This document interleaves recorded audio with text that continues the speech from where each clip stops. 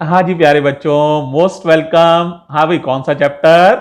Motion in a straight line. ध्यान लगा के पढ़ना, धीरे धीरे चैप्टर मजेदार होता जाएगा। Lecture number 4। ठीक है। तो बच्चों, सबसे पहले आज मैं बता रहा हूं कि वेलोसिटी में जैसे चेंज वगैरह होता रहता है, उसके हिसाब से मोशन कितने टाइप के होते हैं।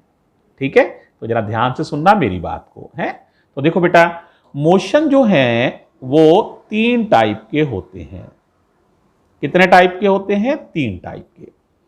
वेलोसिटी के चेंज के बेसिस पे बात कर रहा हूं।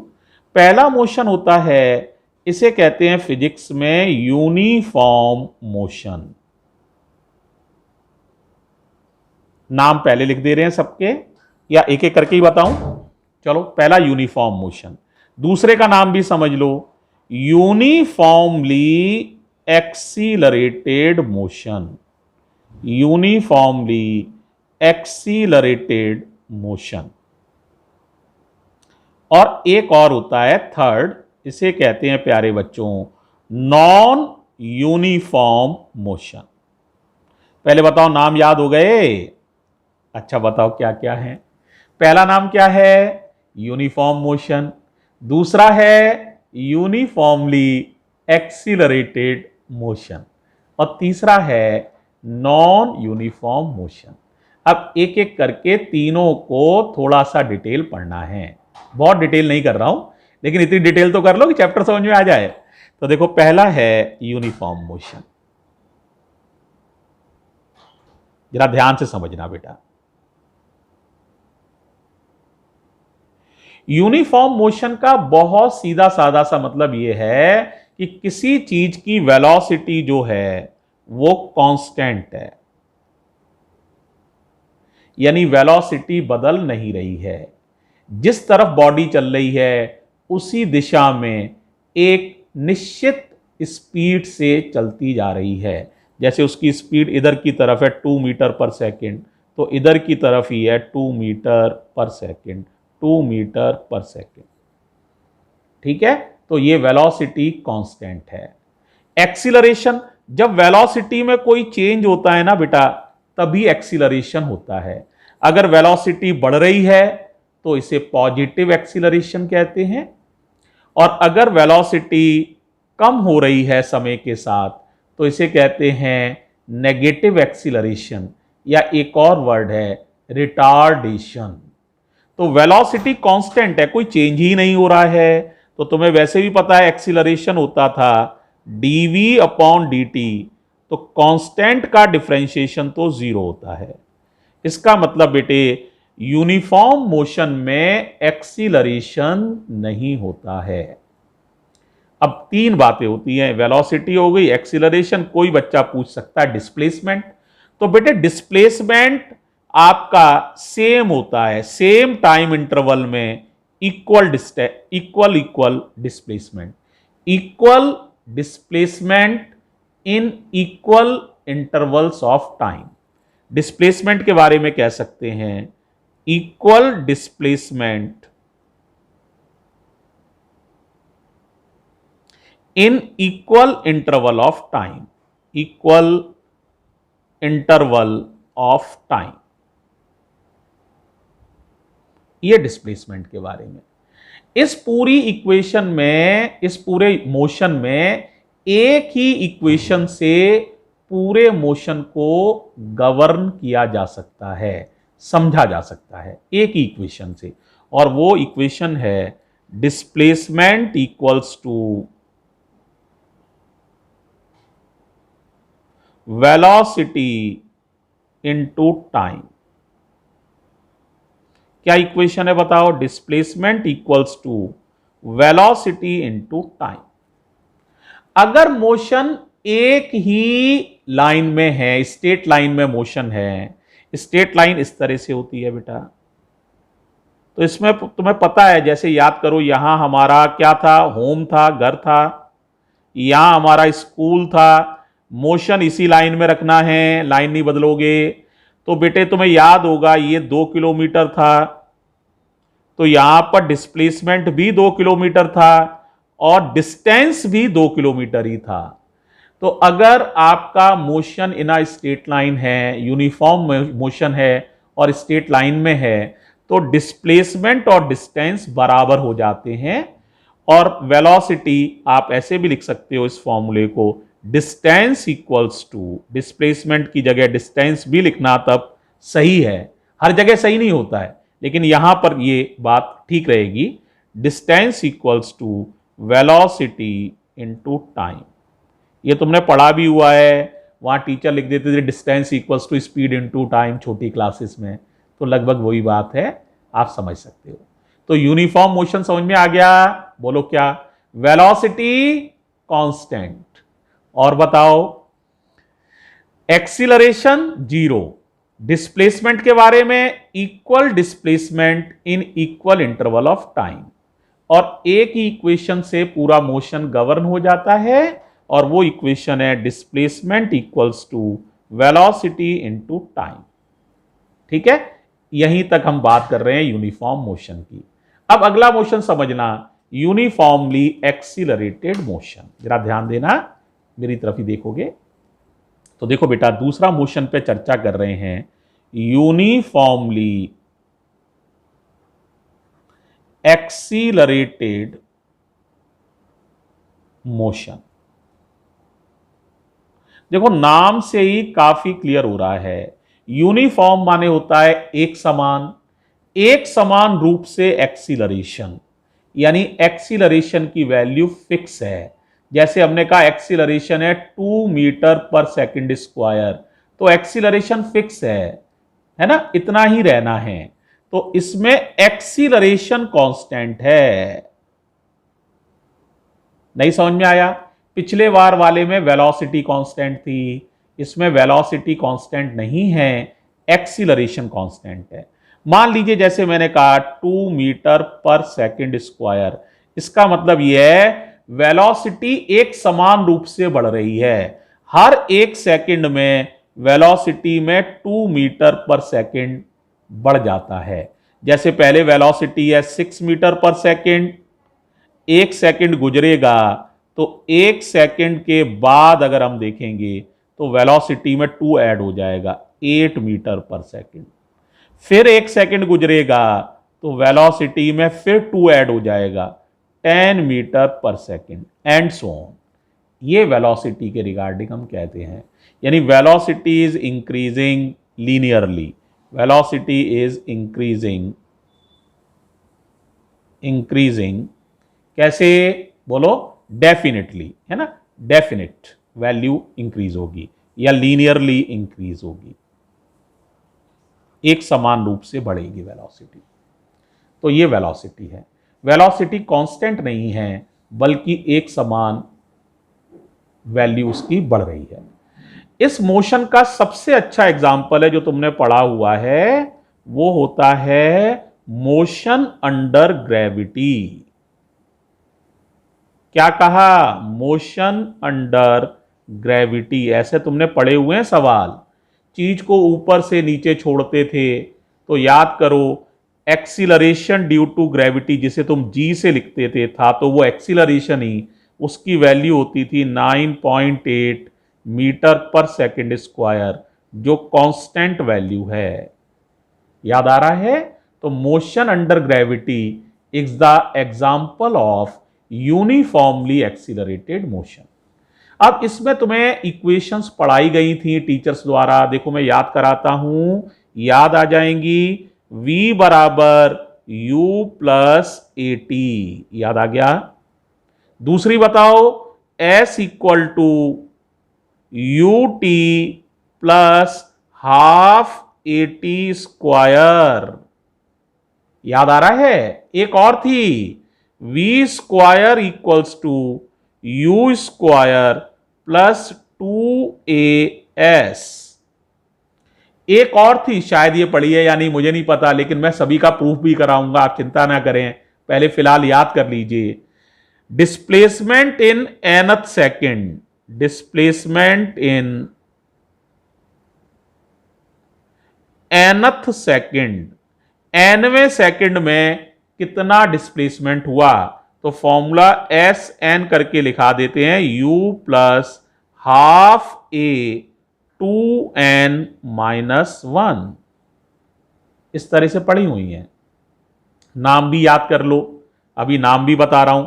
अगर वेक्टर फॉर्म में पढ़ोगे तो वेक्टर फॉर्म में भी लिख सकते हो। ये v वेक्टर होता है वास्तव में बेटा, u भी वेक्टर होता है, a भी वेक्टर होता है, लेकिन t वेक्टर नहीं है। यहां पर s वेक्टर होता है, u वेक्टर है, t वेक्टर नहीं है, t अलग, a वेक्टर है और t स्क्वायर वेक्टर नहीं है। इसी तरह से यहां होता है v vector dot v vector, यहां होता है u vector dot u vector. आपको पता है v डॉट v स्क्वायर होता है, वेक्टर चैप्टर मैंने पढ़ा दिया है। और 2a vector dot s vector, तीनों जगह डॉट प्रोडक्ट आता है। इस तरह से ये वेक्टर फॉर्म में भी समझ सकते हो। तुम लोगों ने 9th 10th में ऐसे तो पढ़ी ही हैं वेक्टर फॉर्म में, और थोड़ा सा ध्यान कर लो बेटा, है ना। इसी तरह अगर यहां करोगे तो u पर वेक्टर आएगा, a पर और s पर, तो sn vector equals to u vector plus half a vector 2n-1। इस s और इस s में एक अंतर है। इस s का मतलब है, जैसे मैं कहूं 10 सेकंड में कुल कितना चले, तो ये वाला s है। यानी इसका मतलब 10 सेकंड का मतलब है 0 सेकंड में कितना चले, 1 सेकंड में कितना चले, फिर दूसरे सेकंड में कितना चले, फिर तीसरे सेकंड में कितना चले, तो 10 सेकंड में कुल कितना चले, तो ये। अब मैं ये कहूं कि नहीं नहीं ये मत बताओ 10 सेकंड में कितना चले, 10वें सेकंड में कितना चले, 10th सेकंड में कितना चले, तो ये फॉर्मूला है। यहां n का मतलब 10th सेकंड हो जाएगा, यानी n की वैल्यू 10 हो जाएगी। तो देखो जैसे मैं कहूं 5 दिन में कितना पढ़े, तो वो अलग बात है। मैं ये नहीं पूछूं 5 दिन में कुल कितना पढ़े, मैं पूछूं 5वें दिन में कितना पढ़े, ये अलग बात है। तो ये होता है 10 सेकंड में कितना चले, ये है 10वें सेकंड में कितना चले। तो ये इन दोनों फॉर्मूलों में अंतर होता है। ठीक है। u का नाम मालूम है, u का नाम होता है इनिशियल वेलोसिटी। नाम याद भी होगा, एक बार मैं लिख भी देता हूं। u का नाम है इनिशियल वेलोसिटी। v का नाम याद है फाइनल वेलोसिटी। a का नाम एक्सीलरेशन, t का नाम टाइम और s का नाम डिस्प्लेसमेंट। ये इनके नाम हैं जो आपने 9th क्लास में पढ़े हुए हैं। पहले बताओ भाई, यहां तक सारा क्लियर हो गया है, कोई डाउट तो नहीं आ रहा है। अब बात कर रहे हैं तीसरे मोशन की, उसको भी समझो। वो है non uniform motion. Non uniform motion,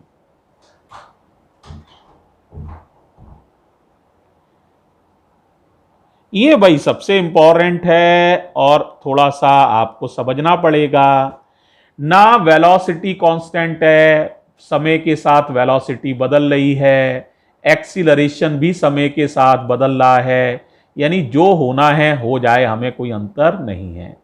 अब बेटे ऐसी स्थिति में जो तुम्हारा ये ओल्ड मैथमेटिक्स है, अलजेब्रा वगैरह, ये काम नहीं कर पाएंगे।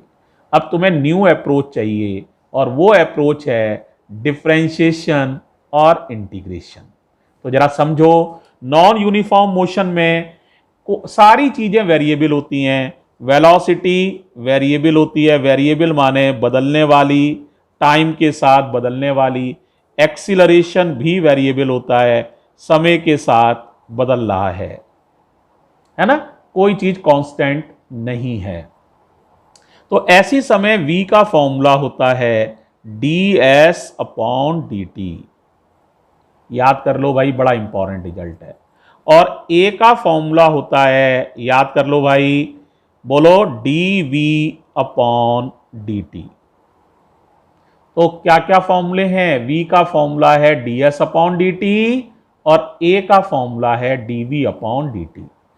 अब अगर आपको s दिया हो, डिस्प्लेसमेंट गिवन हो, तो अगर आप डिस्प्लेसमेंट को एक बार डिफरेंशिएट कर देंगे तो वेलोसिटी निकल आएगी। बोलो क्या बताया? डिस्प्लेसमेंट को टाइम के रेस्पेक्ट में डिफरेंशिएट कर दोगे तो वेलोसिटी निकल आएगी। यहां बताओ, अगर वेलोसिटी को टाइम के रेस्पेक्ट में डिफरेंशिएट कर दोगे तो एक्सीलरेशन निकल आएगा। क्लियर है? ओके, कोई दिक्कत तो नहीं है? क्लियर, ठीक भाई। अब बेटा देखो, v की जगह हम ये भी लिख सकते हैं। देखो जरा क्या होता है भाई, देखो dv अपॉन dt। अब जरा ध्यान देना, केयरफुल हो। ds का डिवाइड किया और ds का मल्टीप्लाई किया, कोई अंतर तो नहीं पड़ेगा। ds का मल्टीप्लाई, ds का डिवाइड। अब इसे पहचानो जो लोग पहचान सकते हैं। ये तो ये हो गया ना v, तो a का फॉर्मूला हो जाएगा, ये हो गया v और ये तो लिखा ही है, तो v dv अपॉन ds, ये भी a का ही फॉर्मूला है। तो अब a के दो फॉर्मूले हो गए, ये भी और ये भी, और ये v का फॉर्मूला हो गया। क्लियर है? कोई दिक्कत तो नहीं है? इन दोनों में अंतर क्या है? इसमें टाइम आता है, तो अगर आंसर में t चाहिए तो ये वाला फॉर्मूला यूज करते हैं, और अगर आंसर में t नहीं है तो हम ये वाला फॉर्मूला यूज करते हैं। दोनों फॉर्मूले बड़े ही यूजफुल हैं। तो बताओ v का फॉर्मूला क्या है? ds upon dt। a का फॉर्मूला dv अपॉन dt है, या एक और है अभी निकाला है, v dv अपॉन ds। ये a का फॉर्मूला है। जितने भी कठिन मोशन होंगे जिनमें आपको लगेगा यार ये बहुत कठिन है, समझ में नहीं आ रहा है, उन्हें 10th की कोई भी मेथड से सॉल्व नहीं कर सकते हो, उनमें फिर बेटे डिफरेंशिएशन और इंटीग्रेशन की हेल्प लेनी पड़ती है। एक दो लाइन यहां और बता दे रहे हैं, जैसे आप क्रॉस मल्टीप्लाई करें तो क्या मिलेगा जरा बताना, बोलो जरा। ds equals to v dt। क्या मिलेगा? ds equals to v dt। अगर आप इंटीग्रेट कर देंगे तो integration ds equals to integral v dt। Clear है? ठीक है, तो अगर आप ds का इंटीग्रल करेंगे तो s आ जाएगा, s equals to integral v dt। Limits हैं तो लिमिट्स यहां लगा देंगे t1 से t2। तो ये बेटे एक और रूप है s को लिखने का, यानी ये बात और ये बात को ऐसे भी लिख सकते हैं। ds का इंटीग्रल s होता है, ये तुमने पढ़ा है इंटीग्रेशन चैप्टर में। जैसे dx का इंटीग्रल x होता है, integral dx equals to x, formula पढ़ाया है। इसी तरह integral ds equals to s। Limit है, ये लोअर लिमिट कहलाती है, t1 लोअर लिमिट है, t2 अपर लिमिट है। टाइम के रेस्पेक्ट में इंटीग्रेट करना है तो लिमिट टाइम के रेस्पेक्ट में ली गई हैं, t1 से t2। v की वैल्यू रख के इंटीग्रेट कर देंगे तो s निकल आएगा। ये यहां पर भी कर सकते हैं, ये मत समझना यहां। अब बताओ जरा, यहां करोगे तो क्या मिलेगा बताना जरा। तो dv बराबर a dt। अब इंटीग्रेट करोगे तो इंटीग्रल dv बराबर इंटीग्रल a dt। अब बताओ जरा किसके रेस्पेक्ट में इंटीग्रेट करना है? t के, तो लिमिट हो जाएंगी t1 से t2। अब बताओ dv का इंटीग्रल क्या हो जाएगा? जैसे dx का इंटीग्रल x होता था ना, ds का s होता था, dx का x होता था integration, integration dx equals to x। इसी तरह इंटीग्रल dv की वैल्यू v, तो v equals to integral t1 से t2 लोअर लिमिट, ये अपर लिमिट a dt। इस तरह से प्यारे बच्चों आप फॉर्मूले इंटीग्रेशन में भी बना सकते हो। तो डिफरेंशिएशन में भी फॉर्मूले लिख दिए मैंने, इंटीग्रेशन में भी लिख दिए। कौन सा मोशन है ये? Non uniform motion. यहां से भी बना सकते हो, ये कोई मना नहीं है, यहां से भी बना सकते हो। लाओ लिख ही दें, कई बच्चों के दिमाग में आ रही होगी सर ने ये तो बनाया ही नहीं। तो देखो जरा, क्रॉस मल्टीप्लाई किया तो v dv equals to a ds हो जाएगा। तो देखो मैं बना दे रहा हूं अगले पेज पर, बोलो क्या हो गया है formula? V d v equals to a d s. अब इंटीग्रेशन करोगे तो integral v d v equals to integration a d s. अब यहां किसके रेस्पेक्ट में डिफरेंशिएट करना है? वेलोसिटी के। तो लिमिट आएंगी वेलोसिटी वाली, इनिशियल वेलोसिटी से फाइनल वेलोसिटी, ये लिमिट हो जाएंगी। लिमिट पर ध्यान दीजिए, यहां टी नहीं आएगा, वेलोसिटी के रेस्पेक्ट में करना है तो लिमिट आएंगी initial velocity u, final velocity v। Initial velocity lower limit, final velocity upper limit. अब यहां किसके रेस्पेक्ट में करना है? s के। तो लिमिट s वाली आएंगी, s वाली लिमिट होंगी 0 से s। डिस्प्लेसमेंट हमारा पहले 0 था पोजीशन, अब हमारी पोजीशन s है। तो इस तरह से इसको भी किया जा सकता है। तो ये भी एक फॉर्मूलेशन है, इसे हम कर सकते हैं। राइट। तो प्यारे बच्चों, ये चैप्टर, ये मैं इस बेटा लेक्चर में बहुत इंपॉर्टेंट बातें आपको बताई गई हैं तीनों मोशंस के बारे में।